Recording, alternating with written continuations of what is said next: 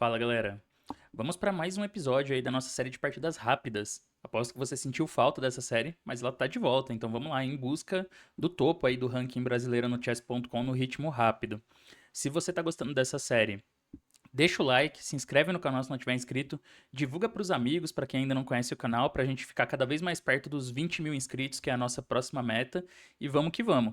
Considere também fazer parte do Clube de Membros. O Clube de Membros é uma forma de apoiar o conteúdo do canal mais diretamente e você vai receber um conteúdo exclusivo, preparado especialmente para o clube de membros, que pode ser de até 2 vídeos a mais, além dos que saem aqui no canal. Para quem está no nível 2 do clube de membros, a gente tem também o grupo do WhatsApp. Lá você consegue interagir comigo mais diretamente, tirar dúvidas, fazer sugestões para vídeos, conversar com outros membros do canal. O pessoal troca muita ideia de xadrez ali, já tá bem bacana o grupo. E, antes de mais nada, vou deixar uma pergunta aqui hoje para vocês. A gente viu aí a performance espetacular do Sindarov no torneio de candidatos, campeão incontestável. Eu tô gravando esse vídeo, nem acabou ainda o torneio, já tô cravando que o cara é campeão. Espero que lá na frente eu não me ferre para você que tá assistindo aí no futuro.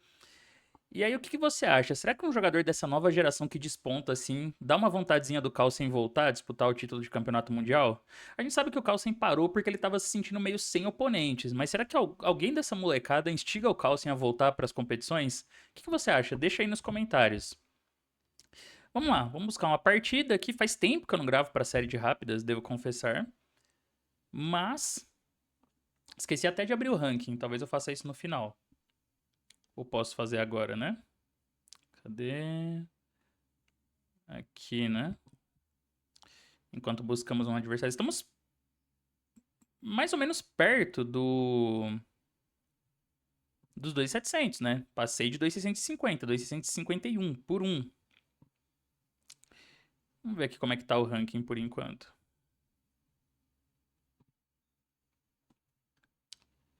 Estou em sétimo. Da última vez eu acho que eu tava também em sétimo. Sup e Evandro ali muito perto um do outro, 2.784, 2.773. O Krikor caiu, por isso que eu fui pra sétima. Mas o Krikor caiu porque ele jogou as etapas aí do chess.com, né? Que teve do... As etapas são partidas de 10 minutos, e aí o cara perde rating, né? E cai. Demorando aqui pra achar adversário, hein? Demorando. Mas é o normal. A gente sabe que quando sobe o rating, assim, fica difícil, né, de encontrar um adversário com rating próximo. Eu tô aceitando oponentes de até 100 pontos de diferença, o que é pouco, tem pouca gente. Enquanto isso, dá uma olhada aí na descrição. Na descrição desse vídeo tem alguns cursos meus. Pode ser que algum curso te interesse. Tem curso de Siciliana Najdorf, de Antes Sicilianas, tem um repertório de peão dama e tem um curso mais geral. Todos eles têm cupom de desconto. Tem algumas pessoas que tinham deixado nos comentários falando assim, ó, o cupom não tá funcionando e tal, e eu fiquei enrolando pra ver com o Rafael, mas agora tá funcionando. Mas prestem atenção, mudou o cupom, não é o que tava antes, agora é outro, mas eles já estão todos ativos, então quem quiser aí pode dar uma olhada depois. Enquanto isso, segue a demora, né? Puxado. E olha que não estamos nem nos 2.700, assim, né?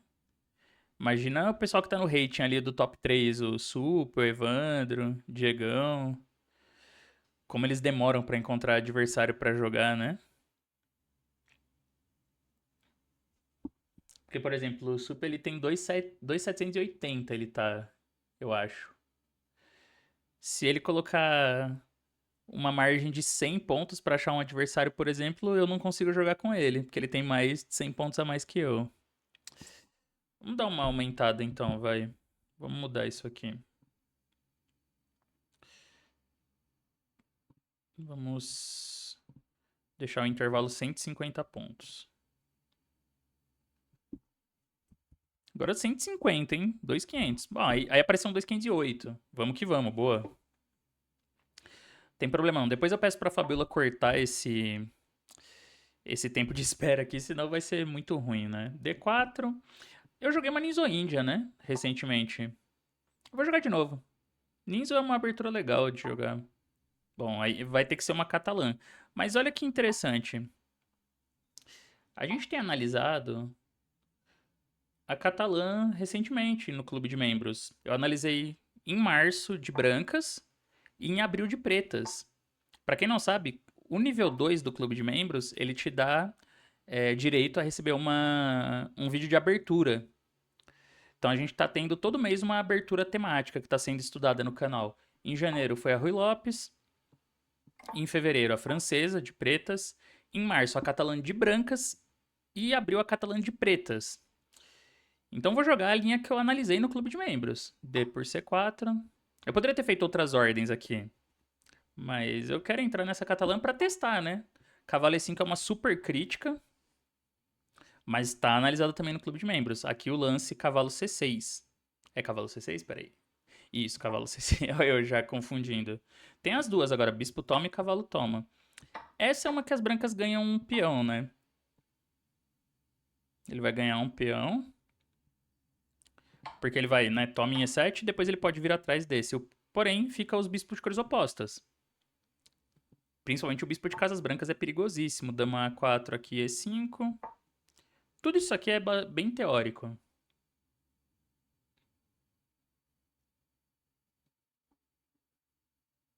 Tudo isso aqui é teoria.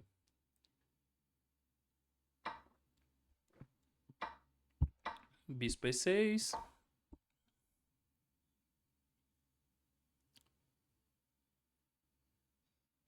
Acho que dama C2, bispo F5, dá uma incomodada ainda.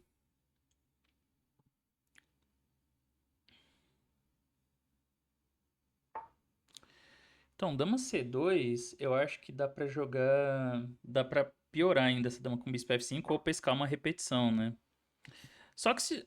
Bom, é uma partida de 10 minutos, então eu não vou repetir, lógico. Se o cara jogar dama C4, bispo E6 e voltar a dama pra C2, eu acho que eu vou fazer alguma coisa diferente. Dama H5, né? Pô, é muita... O cara vai querer empatar aqui sem tentar? Aí não, né? Não, vamos jogar isso aqui. Se, não, se eu jogar pro F5 dama C4, não tem graça, pô. Talvez numa situação normal de partida eu jogaria desse jeito, mas aqui eu acho que vale a pena tentar alguma coisa diferente, né? Até porque a posição, ela oferece ideias interessantes. Então, eu vou jogar com dama H5. Porque uma das ideias é jogar pelas casas brancas. Ele provavelmente vai fazer um F3, né?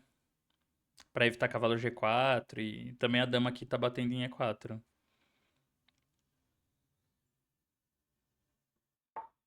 Caramba, esse o cara já deu o peão de E2.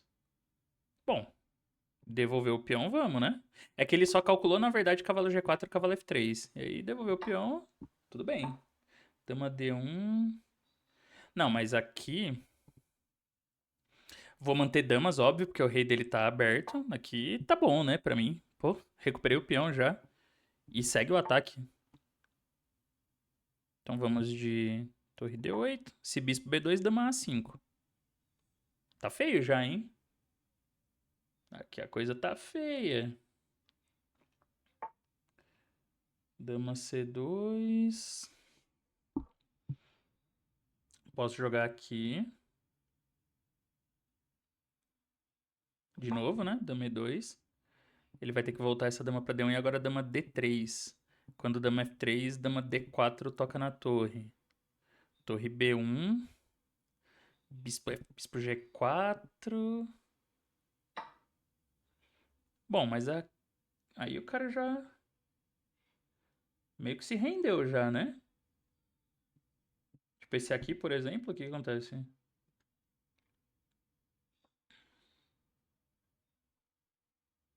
Tem torre por D2 já nessa posição. Mas eu quero entender bispo H3, como que ele vai fazer lance com essa... Acabou, né, a partida. Acabou, já, basicamente. Dama C... Então, dama C4 eu vi, mas eu tomo a... De novo, tem uma escolha agradável, hein? Posso tomar aqui, porque esse bispo toma dama F3 é mate. Só que ele vai tomar em E2 e aí toma, tô com peça a mais, torre D1, torre 8 quase dá mate, mas ele tira o bispo controlando D1. Cara, só que eu acho que isso aqui tá ficando Acho que tá perdida, assim, de todo jeito. E eu tenho ainda uma opção que eu acho que é mais decisiva. Tomar em F1, ele vai ter que jogar cavalo toma, toma aqui, toma, torre lá, bispo B2, troca, torre C8, assim. Mas eu gostei mais desse, sabia? Torre toma aqui, assim. Se bispo toma, jogo lá. Ué, mate. Que viagem, né?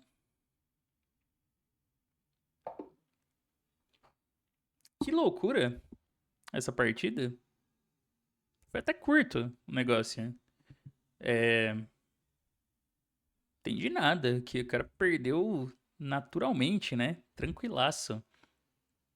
Então vamos lá. Joguei a recomendação do clube de membros da Catalã, mas assim, meu adversário colaborou demais, né? Então, cavalo, G3, D5, bispo G2. Essa ordem, ela dá umas possibilidades a mais para as brancas. Quer dizer, para as pretas. Por exemplo, aqui eu já vi que o cara queria jogar com cavalo F3, roque C4, muito provavelmente.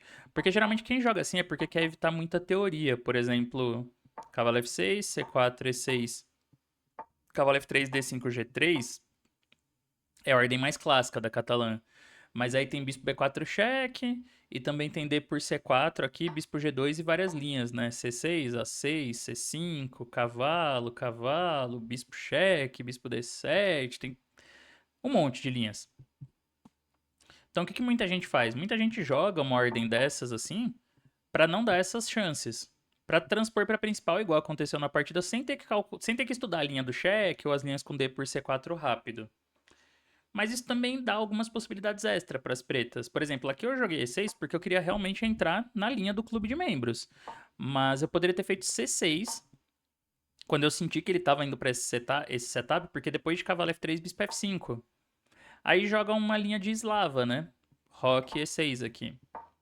E isso é um desenvolvimento mais tranquilo, porque não fica com o bispo preso. Eu já fico com o bispo ativo e tal. O jogo segue. Não é também ruim para as brancas, nem nada do tipo entrar nessa posição. Mas as pretas já conseguem desenvolver o bispo. Só que aí eu falei, não, eu vou entrar na linha porque eu quero mostrar o que a gente tem estudado no clube de membros. Então, cavalo F3, bispo E7, roque C4, DC4. Ele jogou essa, cavalo E5, que é uma bem crítica. Na no mês de março, que a gente estudou a Catalã de brancas, eu recomendei dama C2 ou dama A4. Recomendava entrar nessa posição aqui, dama A4, A6, dama toma, B5, dama C2. Essa foi a variante que eu indiquei no clube de membros, para jogar de brancas. Cavalo E5 é uma super crítica, é realmente uma variante bem ativa, porque as brancas querem recuperar o peão em C4 com o cavalo e manter já uma pressão muito forte com o bispo na diagonal. Então, aqui tem que responder cavalo C6. Essa é uma resposta muito concreta, que é preciso conhecer, né? As pretas têm que saber esse lance, porque teoricamente, assim, né? Objetivamente, ele sacrifica um peão. Então ele jogou bispo toma. Outra opção, que eu também analisei no clube de membros, é cavalo por C6, BC6 e cavalo A3. Essa, durante muito tempo, era considerada a posição mais confusa. Ainda é considerada uma posição muito confusa, porque aí toma e a gente fica com essa posição bizarra, né? Os dois lados com estrutura ferrada na ala da dama, o preto triplicado aqui, mas o branco tem o par de bispos. É uma insanidade essa linha, assim, muito difícil de entender. Porém, eu tentei explicá-la no clube de membros também, já analisei bastante essa posição ao longo dos anos. E tem a alternativa mais prática, que é como ele jogou, tomar de bispo, porque aí toma de cavalo dando um duplo, toma em E7, e as brancas jogam dama A4 para ganhar o peão de C4. Então aqui ele recupera o peão a mais e agora ele vai ganhar. Ele recupera o peão que as pretas tinham a mais e agora vai ficar. As brancas vão ficar com o peão a mais, né? Eu joguei E5, que é um lance bem natural, é também o que eu analisei no vídeo do clube de membros, para ativar esse bispo e abrir o jogo. Porque as brancas vão ganhar um peão, mas as pretas ficam com muita compensação pelas casas brancas. Outra possibilidade aqui é A5. Também é um lance interessante, porque se dama por C4, bispo A6, né? Aí, como tá caindo E2, tem que voltar a dama pra C2, e aí joga a torre FD8 e as pretas ficam muito ativas nessas posições. Pode ser que chegue do mesmo jeito, o E5 uma hora, e é uma posição ativa para as pretas, o que já dá bastante compensação. Mas eu gosto mais do E5. E aí ele tomou dama por E5 e tem essa posição. O que eu acho que é interessante perceber aqui é que a gente às vezes fica com um pouco de medo de entrar numa posição como essa, né, depois de dama C4, por causa do peão a menos. Então você pensa assim, não, é ruim ter peão a menos. Mas tem dois pontos importantes para você lembrar aqui. Primeiro, que esse bispo ele é muito forte. Ele serve para criar muitas ideias na ala do rei. Tudo bem que as brancas podem jogar com F3, mas esse é um lance que enfraquece um pouco também. E de modo geral, o bispo é muito perigoso. Agora, um outro ponto importante é que às vezes, se as coisas derem muito errado, tem uma chance grande de cair em finais de bispos de cores opostas. Então esse peão a menos, ele não chega a ser tão perigoso, né? Você tá com peão a menos, às vezes até com dois a menos, o final ainda vai empatar. Então acho que é muito nisso que as pretas se apoiam, né? Que o bispo de casas brancas é perigoso e que mesmo sem ele tem uma chance grande de ir pra um final de bispos de cores opostas. Só que o problema dessa ordem, que talvez por conta disso seja mais interessante jogar assim, né? Essa linha de A5, é que as brancas, se elas quiserem, elas não precisam jogar pra ganhar. Tipo, bispo C4, bispo E6, e aí dama C2, né? Se eu não me engano, uma linha bem crítica, que acho que é dama D3, torre A D8, dama E3, dama H5, isso. Essa é a teoria principal. Não troca as damas, aí joga F3 aqui pra quem sabe ter um dama G5, né, que seria a ameaça. Por exemplo, se torre de F8, dama G5, troca as damas. Bispo C4, pra agora ameaçar a torre E8. Mas as pretas têm um jogo bem ativo aqui. Então essa posição, ela costuma dar bastante compensação pelo peão. Pelo menos uma compensação que parece suficiente. Mas tem esse detalhe, se dama C2, é melhor jogar bispo F5 pra tentar piorar a dama do adversário. E aí as pretas podem repetir, né? Mas por isso que eu joguei dama H5. Dama H5 já é um lance impreciso, na verdade. Já não é bom. Mas eu joguei ele pra não ter que repetir, né? Seria muito sem graça a partida terminar dessa forma. E acabou sendo uma jogada ganhadora. Incrível, né? Mas o computador ele dá 0-0 com quase tudo. Aqui ele fala que bispo F5 dá pra jogar. Outra variante que ele sugere é bispo H3, torre E1, torre F8. E aí, por exemplo, se bispo F4, dama D5. Quando F3, único. Caramba, F3 já tá mal depois de F3, olha. Ele dá uma ideia que surpreende. Ele dá duas ideias que são muito surpreendentes. Uma delas é G5. Caramba, G5 e aí G4. Simplesmente segue abrindo as casas pretas, as casas brancas em direção ao rei. E a outra, que é ainda mais bizarra, dama por F3. E por F3, torre E1. Rei F2, torre F1, rei E3 e agora torre D8. Pra cavalo D5. Olha que posição maluca. Tá cravado aqui, o rei tá super aberto. Nossa, essa posição aqui é doida, hein? Difícil de entender. Tá dando 0-0. Pode dobrar na oitava às vezes, inclusive. Nossa, muito louca essa posição. Muito, muito louca. Dá igualdade. E outro lance que. Esse aqui eu achei bom já, pro H3, já gostei. Já é uma opção bem legal pra não ter que repetir. Se cavalo C3, como que é? Daí dama C5 cravando e se bispo E3 ele vai sacrificar com certeza, né? Enquanto isso tá trazendo outras peças, ó. Se bispo D2, cavalo G4. Nossa, E3, cavalo E5, acabou a partida, tá ganho. Caramba. Caramba, hein? Vivendo e aprendendo aqui nessa posição. E outra que ele sugere é cavalo D5, um lance mais tranquilo. Que é pra não ter bispo F4, eu acho, né? Também é uma posição um pouco difícil de jogar de brancas aqui. O que o branco faz? Porque ele tá sugerindo E4 ou A3. Outros lances ele fala que são piores já. Digamos, torre D1. Ah, tá bom, mas torre AD8. É que não consegue tirar as peças aqui, né? O bispo não sai direito, aí não sai ninguém na ala da dama. Talvez o melhor seja um cavalo C3 mesmo na prática, mas aí toma. Se tomar de dama cai E2, se tomar de peão, bispo F5, dama D2, bispo H3, torre 1, torre 8. Assim, sempre tem compensação, né? Outra torre tá vindo pra D8. E esse é o tipo de posição que eu falei, que mesmo quando cai nos finais é empate, né? Você põe os peões na casa branca, assim, volta o bispo, e o que as brancas vão fazer? Como que vai trabalhar? Então é uma posição que sempre tem compensação. Acho que o que tem que lembrar é isso, assim, de pretas. Sempre tem compensação. Porque aí você não fica com medo de sacrificar o peão, né? Mas eu joguei a dama em H5 porque eu lembrava que era uma ideia também típica. Que às vezes tem cavalo G4 ou bispo H3. Mas imediatamente eu já não gostei muito, porque eu pensei, pô, ele pode fazer F3, que é um lance chato. E aí torre FD8, né? Seria. Porque se é 4. Ah, bispo H3 e tem um problema aqui, ó. Torre F2 leva cavalo por E4. Olha como é fácil perder o controle de brancas. Então joga cavalo C3, digamos, mas aí dama cheque. Rei G2, cavalo D5. Tá vendo que mesmo depois de tudo isso ele dá um 0,40, não dá um ponto ainda? Porque sempre tem aquele recurso de entrar no bispo de cores opostas, que tem uma chance grande de empatar.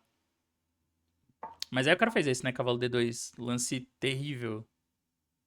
Tipo, ele furou com certeza, né? Ele só tava pensando em cavalo G4, cavalo F3.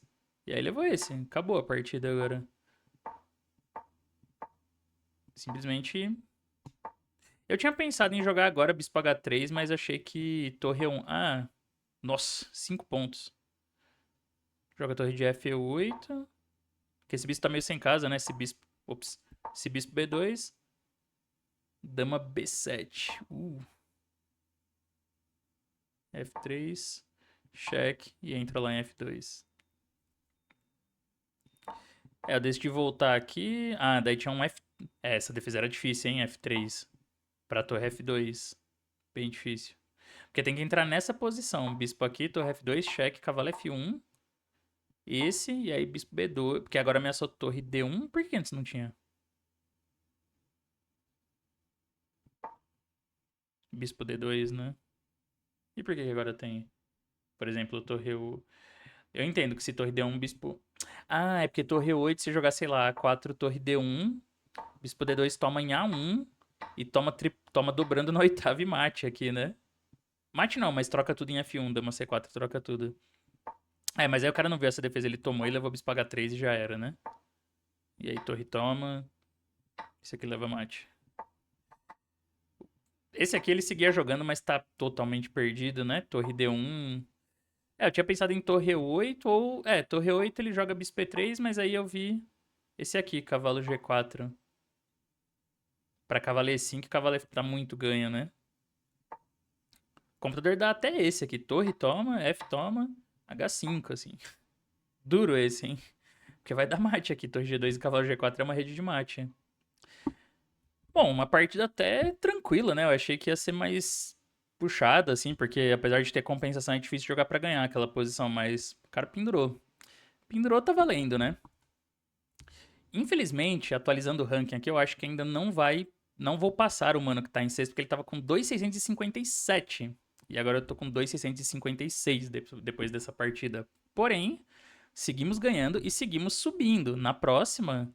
Ó, na próxima, de repente, dá pra passar dois de uma vez. Dá pra passar ele e o Armin aqui, 2.657 e 2.658. Quem sabe? No próximo episódio eu já pulo ali pro top 5. Top 5 já ficar perto dos caras, hein? Perto dos 2.700 ali. O top 4, que é o GM Felipe Eudebes, o GM Diego de Berardino, o GM Evandro Barbosa, o GM Luiz Paulo Super, é todo mundo acima de 2.700. Mas eu chuto que o Krikor daqui a pouco volta também. Né? Ele vai gravando a série, recupera o rating que ele perdeu nos torneios e volta. Mas é isso, mais um episódio da nossa série de partidas rápidas. Se você gostou, deixa o like no vídeo, se inscreve no canal se não tiver inscrito e divulga pros amigos. E é isso, seguimos aí em busca do ranking. Valeu, pessoal, e até a próxima.